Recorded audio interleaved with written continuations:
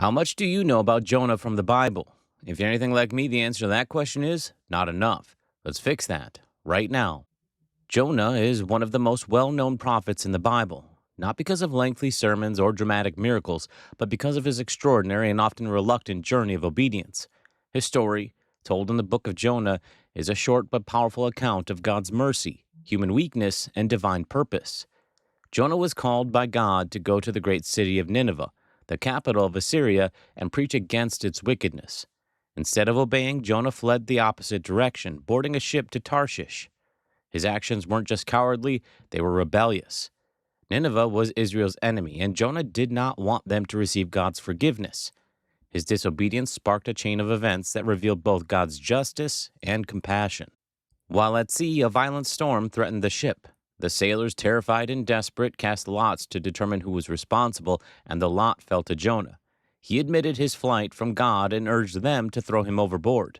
As soon as they did, the storm ceased. God then appointed a great fish, often described as a whale, to swallow Jonah. He remained inside the belly of the fish for 3 days and 3 nights.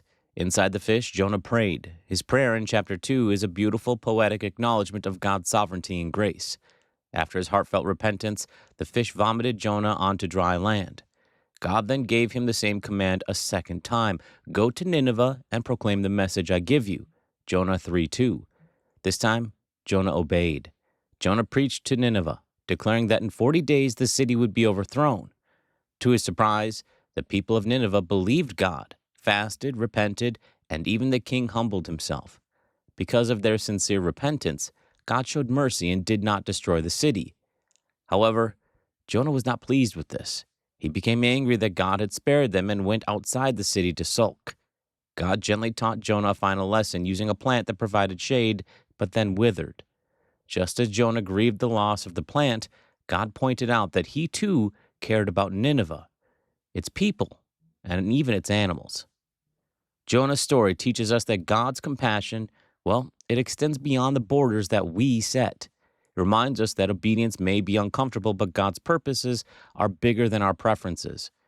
Even when we run, God pursues us, not just to correct us, but to restore us.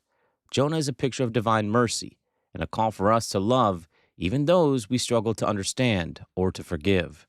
And that's why I think it's important to ask the question,